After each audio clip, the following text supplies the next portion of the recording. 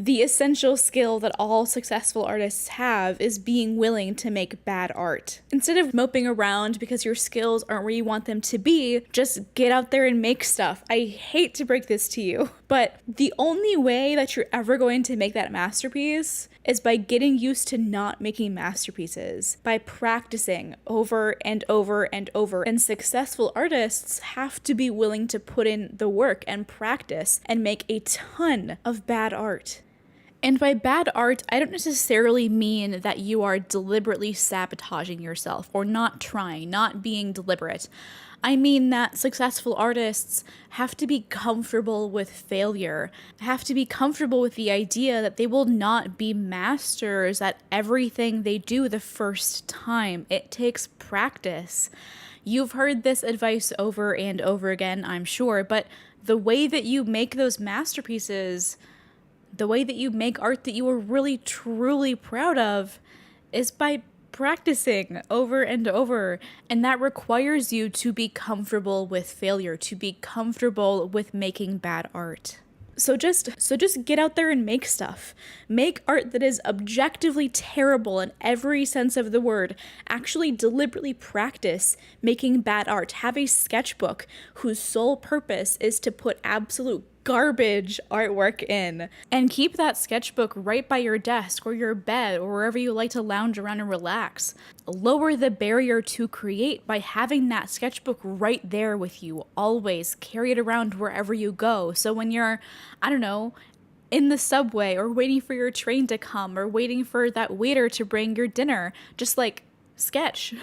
Wherever you are, sketch the food in front of you, sketch the building across the street, sketch the person sitting across from you on the subway, sketch everything, sketch all of it. Just practice. It doesn't have to be amazing. It doesn't have to be incredible. By just putting in the hours, you'll get somewhere eventually. One of my big problems with my own art career is that I often take my work too seriously. I am too focused on skill development and having everything be perfect. I am at my core definitely a perfectionist.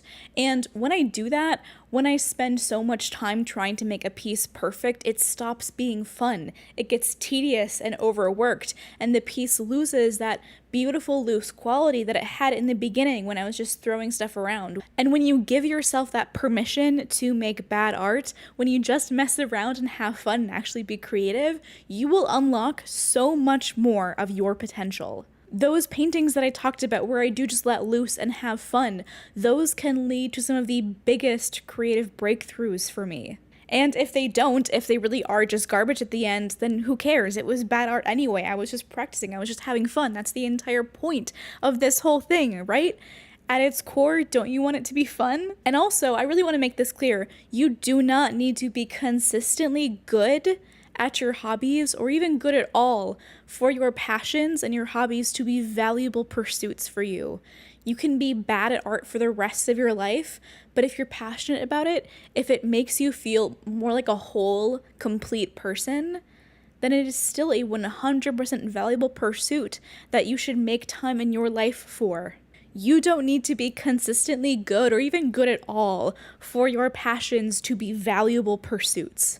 If you are working a 9-to-5 and have limited time to create, you might feel this enormous pressure to perform at your absolute best when you do have time, because making bad art eliminates time that you might have to make good art. While some people thrive in that environment, for others it can suck the joy out of the entire process of creation, and for others still, it will prevent them from making anything at all.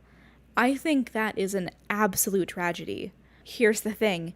You have to make bad art to make good art. You just do. You have to just show up. You have to just make stuff. And sometimes it's garbage. Sometimes it'll be the worst thing that you've ever made in your entire life. Sometimes the concept will be so terrible that you have to realize it just to laugh at it. You know what I mean? But doing the work, trying to be a little bit consistent, just showing up for yourself, making bad art, just not having any expectations when you create will open up so many doors, so many creative breakthroughs for you. Sometimes when I just stop caring, when I just slap some paint on a canvas, when I just stop having all of these weird restrictions on myself in terms of quality, I make the best paintings that I've made in a long time. Creating without expectation, Yes, it can lead to breakthroughs, which is amazing all on its own, but creating without expectations will help you generate ideas. It'll help you become a better artist. And developing that skill of showing up for yourself, of just making stuff, like putting your inspiration aside, just developing the habit of sitting down, putting inspiration or motivation or your art block or your expectations for the quality of the art that you want to create aside, and just sitting down and making stuff. That is how you succeed as an artist. And when I say successful artist, by the way, I don't necessarily mean financially successful or famous or whatever. If you throw the money and the fame aside, a successful artist, the core of that idea is someone who is skilled at their craft and enjoys what they're making, enjoys the process. A successful artist finds fulfillment in their work. Art is inherently a very personal thing. It's shaped by who you are, who you used to be, who you want to become, what you love and hate about the world, the shows you watch, the artists you like to follow on Instagram. We are seeing reality filtered through your eyes. No one will ever be able to make art the way that you make art. It is inherently individual. And that's why we're so focused on the idea of originality, of making something that's purely yours, that's good, that's innovative, that nobody's ever done before. But I don't think you'll ever actually be able to stumble upon originality if your desire for perfection is preventing you from making anything at all, if you are entirely unwilling to take any creative risk. If the pressure to make really high quality art is preventing you from making anything at all, you're never going to make anything. You have to unlearn that. How do you unlearn that? Just by doing it. Seriously, by doing it. Sometimes what I like to do for this is I like to have several sketchbooks. I have like my fancy sketchbook, the one that has like really nice paper that I love to work in. That for me, like that sketchbook was an investment. I want to only make good stuff in it, whatever. I also have the cheap like dollar store sketchbook, the sketchbook that has honestly terrible paper, the sketchbook that I will deliberately ruin the first page of just so the sketchbook already feels low stakes for me. It already feels like, okay, well, I ruined the first page. The sketchbook tour video is going to be terrible. I might as well make whatever I want in the sketchbook. It's a sketchbook that I try to actually really purposefully make art without expectation in. Try to make art that is just bad. And a lot of the time, I prefer working in that sketchbook way more than the fancy one. I actually make art in the bad sketchbook. I keep my bad sketchbook by my nightstand, so when I'm editing and the video is exporting, I can just draw on it for a couple of minutes. I keep pens by my nightstand too, so I instantly have lowered the barrier to create. I have reduced the friction. I have all of the stuff that I need right there. And that, for me, that is what facilitates a consistent creative practice. Reducing that friction for me, having that bad sketchbook on my nightstand, having those pens right there, lowering the barrier as much as possible so it is like rock bottom or like underground to make creation super easy. That is how I make stuff. That is how I fill up a sketchbook. That is how I find myself sketching penguins at 2 a.m. And I love the penguins. Like, they're so cute. But if I'd been trying to paint or sketch in my nice sketchbook, I would have been so caught up in the particulars. I would have wanted everything to be perfect. I wouldn't have been willing to take risks. And risks are a fundamental, important part of your creative process, of how you actually find success. You have to be willing to try new stuff. You have to be willing to go outside your comfort zone. You have to be willing to be uncomfortable. I want you to think of it like this, right? Okay, I've made over 100 videos here on YouTube. So many of those were bad. All of those videos, however, were absolutely necessary for me to achieve the quality that I currently have in terms of production and editing right now.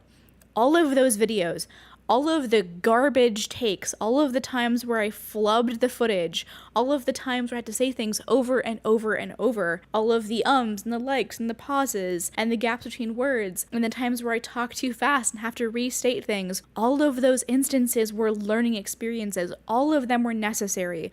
All of the times where you make bad art, that is a stepping stone to make good art, to actually be happy about the stuff that you're creating. Bad art is necessary. You will not You will not exit the womb knowing how to make something amazing. Have you ever met a baby that knows how to do roofing? No, you have to learn how to do it. Like, you just don't exit the womb with like this beautiful, like fully formed skill set. That's just not how it works. You have to be willing to be uncomfortable. And like, yeah, it's gonna be cringy, but that's because everything is cringy when you're bad at it. But you have to do the bad thing that you're bad at over and over and over if you ever want to be good at it. Some of the footage that you're seeing right now I compiled over the past couple of weeks, and I really wanted to let go of the expectations of quality that I have put on myself over the past, rest of my life, basically. And I feel like social media really doesn't help this, right? Social media really encourages us to play it safe, to repeat the hits over and over, to double down on what works. And yes, that is a great piece of advice, but when you take it too far, you really stifle your creativity. You will hold yourself back. You will prevent yourself from becoming the artist that you really want to be. I get comments and questions from people all of the time, either here on YouTube or in my Instagram DMs, even from people just like asking, hey, like I have these 3 different interests. What do I do? Like, I want to do all of them. What do I post? Do I make separate accounts? Do I post them all on the same account? And here's what I would say to that. When you have an audience that loves everything that you make, that are interested in all of it, you can make anything. And that is the ultimate artistic freedom.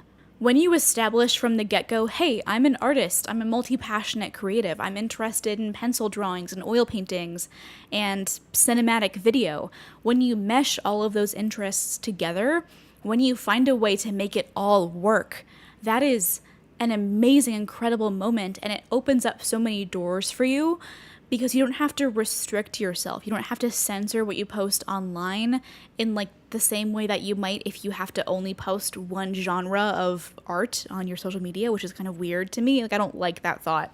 When you establish from the get-go, I am an artist who experiments, I am an artist who tries new things, that immediately establishes like the expectation, right? You are setting very clear expectations for your audience, and then whether they choose to stick around or not is up to them. But that's the ideal, right? Like, you want an audience that sticks around for everything, that watches all of your stuff, that's interested in everything that you make so that you can make anything. But the reason that I really love YouTube is because I really do think it has this culture of experimentation, of throwing stuff at the wall and seeing what sticks. And yeah, there are parts of YouTube that have the same like 15 thumbnails every single time and never deviate, but a lot of us here are kind of like indie filmmakers, and that's kind of the direction that I want my content to go eventually. I want my stuff that I post here on YouTube to feel less like social media marketing content, which feels like a dirty word to describe what I'm trying to make, into like short films, into movies.